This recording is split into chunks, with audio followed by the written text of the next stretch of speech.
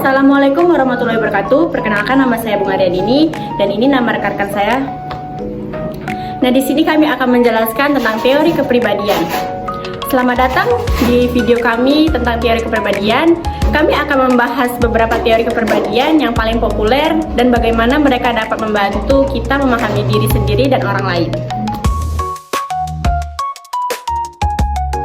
Halo, di sini aku akan menjelaskan tentang Sigmund Freud. Sigmund Freud itu mengemukakan bahwa kehidupan jiwa memiliki tiga tingkat kesadaran. Yang pertama itu ada sadar, prasadar, dan tak sadar. Yang pertama itu ada sadar. Sadar ini tingkat kesadarannya itu yang berisi tentang hal yang kita cermati pada saat tertentu. Yang kedua adalah prasadar. Prasadar ini tingkat kesadaran yang menjadi jembatan untuk sadar dan tak sadar. Isinya itu berasal dari conscious dan clear unconscious.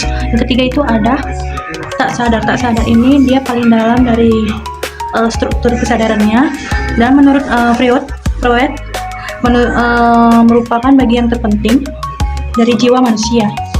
Selanjutnya itu ada model perkembangan psikoanalisis dasar oleh Freud terdiri atas tiga komponen pokok. Yang pertama adalah komponen dinamik atau ekonomik, yang kedua adalah komponen struktural atau topografik, yang ketiga adalah komponen sekuensial.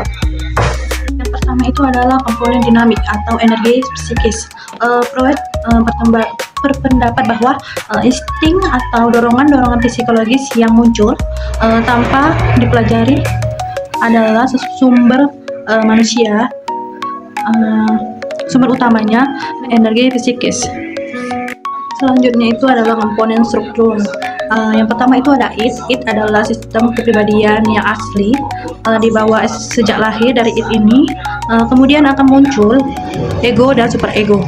Saat dilahirkan, id ini berisi semua aspek psikologisnya yang diturunkan seperti insting, impuls, dan orifice. Selanjutnya itu ada ego. Ego adalah berkembang dari id agar orang mampu menangani realita, sehingga ego beroperasi mengikuti prinsip realita. Selanjutnya itu ada superego. Superego ini dia adalah kekuatan moral dari etik dari kepribadian yang beroperasi memakai prinsip idealistik, sehingga sebagai lawan dari prinsip kepuasan id dan prinsip realistik dari ego. Sekian dari saya, terima kasih.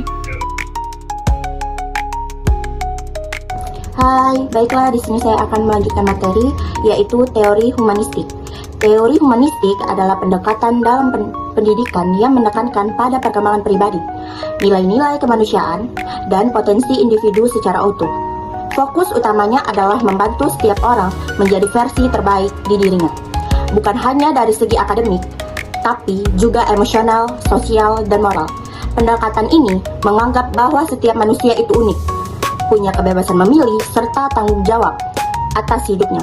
Oleh karena itu, dalam pembelajaran, guru berperan sebagai fasilitator yang membimbing, bukan sekedar mengajar. Sesuatu belajar dibuka, nyaman, dan mendukung pertumbuhan diri siswa agar mereka merasa berharga dan mampu belajar sesuai minat dan kemampuannya. Dalam pandangan humanistik, tujuan pendidikan bukan hanya membantu siswa pintar, tetapi juga menjadi manusia yang utuh, bermoral, sadar diri, kreatif, dan mampu membangun hubungan positif dengan sesama. Nah, di sini ada tokoh-tokoh utama dalam teori humanistik. Yang pertama itu Abraham Maslow dan Carl Rogers. Nah, selanjutnya ciri-ciri utama teori humanistik yaitu yang pertama, memandang manusia secara positif dan holistik. Yang kedua, menekankan pengalaman sadar atau kesadaran diri. Yang ketiga, fokus pada pemilihan bebas, tanggung jawab pribadi, dan potensi pertumbuhan. Nah, di sini ada penerapan dalam teori humanistik. Yang pertama, dalam psikoterapi, membantu klien menemukan makna hidup dan menjadi pribadi yang lebih utuh. Segitu saja yang bisa saya sampaikan dengan teori humanistik. Terima kasih. Teori kognitif. Albert Bandura menyatakan bahwa kepribadian manusia dipengaruhi oleh proses kognitif dan pengalaman. Bandura percaya bahwa manusia dapat belajar dan mengembangkan diri melalui pengalaman dan observasi. Proses kognitif adalah proses berpikir, memahami, dan mengelola informasi. Pengalaman adalah yang diperoleh melalui interaksi dengan lingkungan. Nah, udah dibahas kan dengan mereka apa aja teori kepribadian. Nah, di dalam video ini kesimpulannya kita telah membahas beberapa teori kepribadian yang paling populer.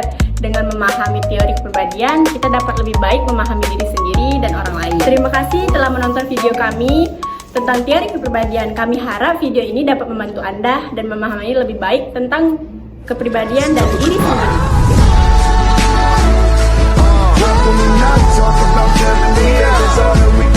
Everything I went through, you were standing there by my side. And now you gon' be with me for the last ride.